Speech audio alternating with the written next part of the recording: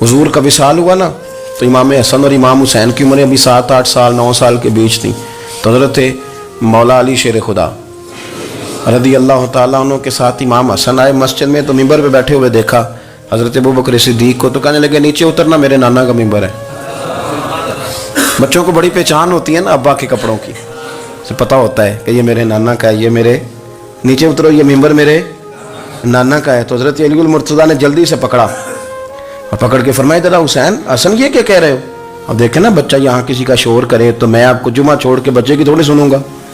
मैं कहूँगा कि भाई ठीक हो गया, बच्चे को ले जाओ जरा इसे पीछे करो, जुमे के बाद बात करते हैं। लेकिन वो थे ना रसूलुल्लाह के नवासे, और हजरत अबू बकर सिद्दीक अजमत और शान को समझते थे। उन्होंने कहा नीचे उतरिए, मेरे नाने का मिंबर है। तो हजरत सिद्दीक एक बार नीचे उतर के खड़े हो गए। तो एक जुमला, बाकी बुजुर्गों ने भी बड़ा कुछ लिखा है, पर यहाँ एक बात शाह अब्दुल अजीज मुहद्दिस देलवी ने लिखी है। हजरत सिद्दीक एक बार रो पड़े, कहने लगे हसन अगर मिंबर तेरे नाना का है तो अबू बकर भी तो तेरे नाना का ही है ना, ये को बाहर से तो नहीं ना आया, ये भी तेरे नाना का है। तो हजरत इमाम हसन हंसने लगे, फरमाने लगे ठीक हो गया, बैठ जाए मिंबर पे, पढ़ाएं जुमा। समझ आ गई है बात की, पढ़ाएं जुमा। आपकी बात की मुझे समझ आ गई है कि अगर मिंबर नाना का है तो अबू बकर भी तो उन्हीं का है ना जनाब सिद्दीक अकबर। अपनी जिंदगी वफादारी के साथ, गुलामी के और अदब नहीं छोड़ा, एक मिनट के लिए, एक सेकंड के लिए। रसूल कायनात सल्लल्लाहु अलैहि वसल्लम के अगर कोई बेअदबी करता था तो उन्हें जलाल आता था। आपको एक बात बताऊं, गैरत ना इश्क का हिस्सा होती है। हम बड़े शरीफ लोग हैं, पर हम कहते हैं सारे काम करना, हुजूर के बारे में बात कोई ना करना, ये नहीं हम बर्दाश्त करते। वो किस तरह का आशिक है कि महबूब के खिलाफ बात भी सुन गए, ये इश्क है? ये तो तौहीन की तूने। हजरत सिद्दीक वो बड़े मीठे बड़े ठंडे आदमी थे। उर्वा बिन मसूद सख्फी बाद में मुसलमान हुए। वो कहते हैं मैं हुदैबिया के मौके पे आया, तो मुझे पता था, मैं जानता था अबू बकर सिद्दीक बड़ी ठंडी तबीयत के आदमी है। कहते हैं नबी पाक सल्लल्लाहु अलैहि वसल्लम के गिर्द ना मैंने हाला देखा गुलामों का, कोई हाथ बांधे खड़ा है, कोई पानी का कतरा लेने के लिए खड़ा है, कोई वुजू का बचा हुआ पानी लेने खड़ा है। तो चूंकि वो आए थे काफिरों की तरफ से, तो तनकीद करने वाले को कहानियां बड़ी मिल जाती। तो फौरन उर्वा बिन मसूद सख्फी कहने लगे ए मोहम्मद इब्न अब्दुल्लाह सल्लल्लाहु अलैहि वसल्लम आज ये आपके गिर्द खड़े हैं, पर जब तलवारें चमकेंगी तो दौड़ जाएंगे। तलवारों के सामने खड़ा होना आसान नहीं। तो हजरत सिद्दीक एक बार पीछे खड़े थे, नबी पाक ठंडे मिजाज के आदमी, पर बात हुई थी ना सरकार के बारे में, तो दौड़ के आगे आए और इतना सख्त जुमला कहा, कहने लगे जा जाके लातो मनात की शर्मगाह चाट, तू कहता है कि हम हुजूर को छोड़ जाएंगे? मैं नबी पाक के बाकी गुलामों की बात नहीं करता, तेरे पास जितने सूरमे है ना तू सारे लेके आ, और नबी पाक के दिफा के लिए सिर्फ अबू बकर की तलवार ही काफी है। तू ला, तेरे पास जितने सूरमे हैं ला मैदान पे, ला ना, तेरे पास जितने सूरमे हैं। तू कहता है ये दौड़ जाएंगे, फरमाया तूने अभी हमारा रुख देखा नहीं ना, तू आ ना जरा मैदान में, मैं तुझे अकेले को बताता हूँ कि किस तरह हुजूर का दिफा किया जाता। उर्वा बिन मसूद सख्फी कहने लगे ये कौन है? देर के बाद मिले थे ना, ये कौन है? उन्होंने कहा ये अबू कहाफा के बेटे अबू बकर सिद्दीक हैं। तो उर्वा बिन मसूद कहने लगे ये तो बड़ी ठंडी तबीयत का बंदा था। उन्होंने कहा ठंडा ही है, हम शरीफ बड़े हैं पर हुजूर के गुलामों के लिए, और अगर आए कोई शरीर, अगर कोई आए तो चलो किसी दरवेश की गल कर लेने। वो कहते हैं इट सिट ते पखड़ा कुआर गंदल, फिर असी और भी बूटियां जानने, फिर हमें सारा पता है, फिर हमें ना सारे तरीके, इट सिट ते पखड़ा, फिर असी और भी बूटियां जानने, फिर ना हम कर लेंगे हल, हमें वो हल करना भी आता है। लेकिन शरीफ उसके लिए जो रसूलुल्लाह का अदब करे, जो नबी पाक की। हजरत सिद्दीक अकबर मुअद्दब तरीन आदमी। कोई बंदा अगर बाहर से आता था ना हुजूर से मिलने, तो उसको पकड़ के कोने में ले जाते थे, कहते थे आप पहले मैं तुझे अदब सिखाऊं कि नबी पाक की बारगाह में जाना कैसे। हाँ मैं तुझे बताता हूँ, कहीं ऐसा ना हो तेरे अमाल ज़ाया हो जाए। सांस भी आहिस्ता लेते थे। मस्जिद की सफाई करना, ड्यूटी करना, खिदमत करना, सारा कुछ करना, पर बैठते सबसे पीछे होके थे, सबसे पीछे होके। ये भी उनका ये एजाज था, पीछे हट के बैठना। कोई ऐसा काम ना करना जिससे लोगों को पता चले कि नहीं नंबर मेरा है। पीछे हट के बैठना, पीछे पीछे रहना, अपने वो शोहरत से बचने वाला पीछे पीछे रहता है और जी चाहता है सारी गज़लें उस जालिम के नाम करे। कुछ लोग होते हैं ना, वो पीछे पीछे होते हैं, कहते हैं नहीं नहीं मैं नहीं जी, ऐसा तो है ही कुछ नहीं, मेरे रसूल करीम अलैहिस्सलाम का अदब करना। हमने ना सारी ज़िंदगी सुना है कि अल-अम्रु फ़ौक़ल अदब, کہ جب حکم آ جائے تو پھر حکم ماننا ہے، ادب. اور اس بات پہ ہمارے طالب علم بڑے پکے ہیں. مرید آج کل کے اس مسئلے میں بڑے کہتے ہیں صاحب نے خود کہا ہے کہ خیر صلاح ہے. انہوں نے خود کئی دفعہ کہا ہے جی تسی بڑے سیانے ہو، تانوں مطلب دی گل دی سمجھ جلدی لگتی ہے. انہوں نے خود کہا ہے کہ ٹائم ہو تو آیا کرو. یہ کب انہوں نے کہا ہے کہ مجبوری ہے روز ہی آنا؟ یہ انہوں نے کب کہا؟ ان کو بھی تو پتہ ہے نا مجبور ہے. تو آپ کو بھی تو پتہ ہے نا کہ ان کا آپ سے پیار ہے. آپ اس پر بھی تو تھوڑا غور کریں نا. لیکن ہم مرضی کا کوئی ایک آدھ فکرہ نا، مرضی کا. وہ ایک طالب علم یہاں سے گیا تو میرا دل نہیں تھا جائے، تو وہ کہنے لگا جی مجھے حضرت صاحب نے خود کہا ہے، حضرت صاحب نے خود کہا، میں پوچھ کے آیا ہوں. تو جو ہمارے کچھ سنگی تھے بیچ میں پیار والے، وہ کہنے لگے آندہ میں پوچھ کے آیا. میں کیا آندہ وہ بھی ٹھیک ہی ہے. تو انہوں ساکھیا سی میں جاواں تو میں انہوں کی آندہ. میری بات کی سمجھ آئی ہے نا جی. جب ارادہ ہوا تو پھر ابے کو منا کے بھی آ گئے. جب ارادہ ہوا تو ابا جی کو میں نے جانا ہے بزرگوں کے پاس ملنے جانا ہے. اور جب ارادہ نہ ہوا تو کہنے لگے حضرت صاحب نے خود فرمایا ہے کہ ابا راضی ہوگا تو اللہ راضی ہوگا. چھٹی مرضی کا ہے نا مزاج، تو مرضی کی کہانی. تو میں الحمدللہ مجھے تھوڑا سا پتہ ہے، ویسے بھی اپنے بال بچے کا پتہ ہوتا ہے. ہیں جی کی آندے نے پیداندنی کے جیندے سال ہی ویکھی دے نے.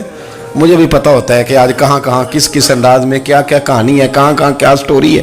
تو کبھی کبھی یہ سارا پیار ہی ہے، یہ بھی سارا اس میں بھی پیار ہی ہے. پتہ چل جاتا ہے کہ کل کہاں سے بات کر رہا تھا اور آج بات کہاں کر رہا ہے. یہ اپنا اپنا مزاج ہوتا ہے نا، اپنی طبیعت کے مطابق چلنا ہے. سنا یہی ہے کہ الامر فوق الادب، کہ جب حکم مل جائے تو پھر ادب نہیں کرنا، پھر حکم پہ. پر حضرت صدیق اکبر نے نرالا ہی کام کیا. حضور سید عالم صلی اللہ علیہ وسلم ایک صلح کرانے گئے، فرمایا میں دیر سے آیا تو جماعت کرا لینا. عصر کی نماز کا وقت ہو گیا، سیدنا بلال حبشی نے اقامت پڑھ دی، صدیق اکبر مصلی پہ کھڑے ہو گئے. اتنی دیر میں حضور بھی آ گئے. نماز میں لقمہ وہ دے گا جو نماز میں شامل ہو.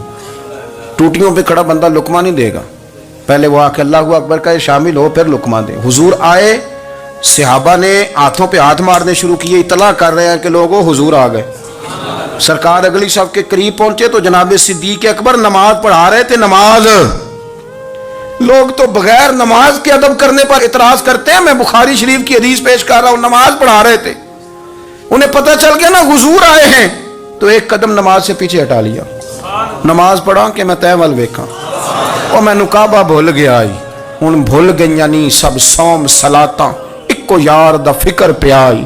حضرت صدیق اکبر نے ایک قدم پیچھے ہٹایا تو حضور نے فرمایا ابو بکر پڑھاؤ نماز. پھر دوسرا قدم پیچھے ہٹایا تو فرمایا پڑھاؤ نماز. تیسرا قدم پیچھے ہٹایا. ہم نے آج تک یہی سنا ہے کہ حکم ہو جائے تو حکم ماننا ہے، ادب. اور ہمارے ہاں یہی ہوتا ہے، پھر لوگ حکم ہی مانتے ہیں، پھر ان کو ادب بھول جاتا ہے. لیکن جناب صدیق اکبر 3 دفعہ حکم آیا پر پیچھے ہٹ گئے. حضور مصلی پہ گئے، نماز پڑھائی. نماز کے سلام کے بعد نا حدیث میں مختلف حکم آیا، استغفار پڑھو، اللہ اکبر کہو، آیت الکرسی پڑھو، 33 بار سے مختلف اذکار آئیں. پر حضور نے آج کوئی ذکر نہیں، کوئی وظیفہ نہیں. سلام پھیرتے کہ ابو بکر میں نے جو 3 دفعہ کہا تھا نماز پڑھاؤ تو پڑھائی کیوں نہیں؟ ایک دفعہ نہیں 3. کبھی کبھی ہم بھی ناراض نہیں ہو جاتے، تینوں 100 بار ہی آکھیا ہے، کہا 3 دفعہ جو کہا تھا نماز پڑھاؤ تو پھر پڑھائی.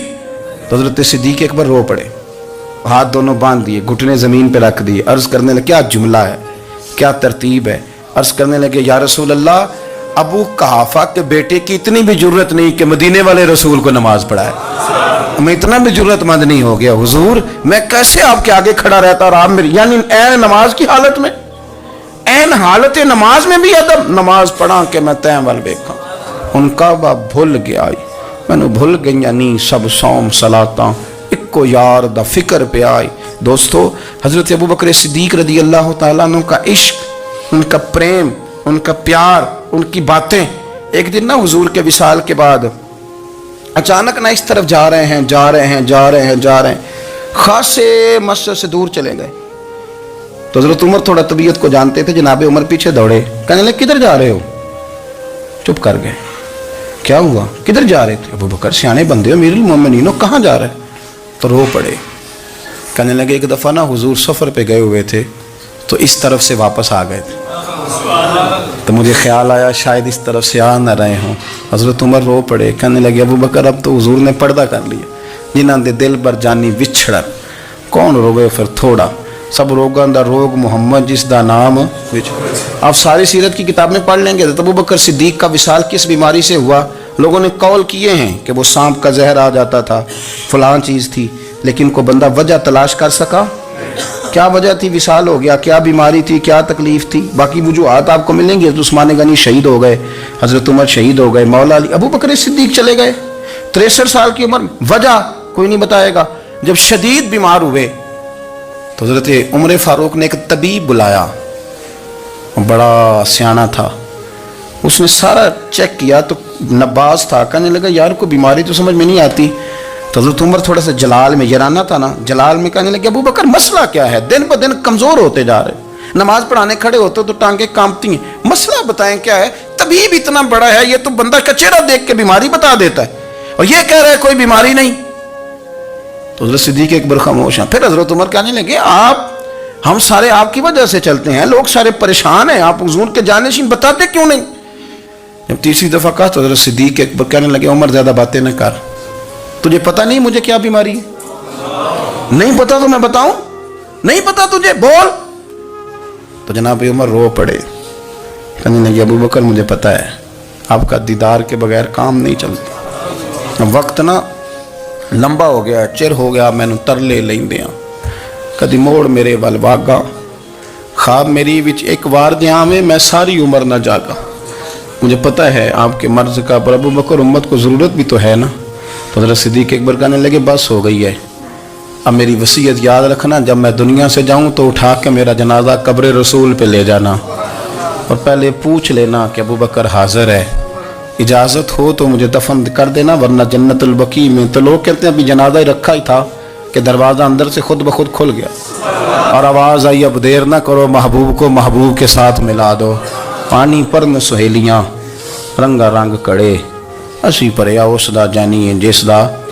میں نے شروع میں ایک بات کی تھی کہ اپنی خواہشات کو نا حضور کا غلام بنا دیں، سوچیں سمجھیں کہیں وہ لفظ جو مدینے والے رسول کو پسند ہیں، پھر دیکھنا مسلمان ہونے کا مزہ آئے.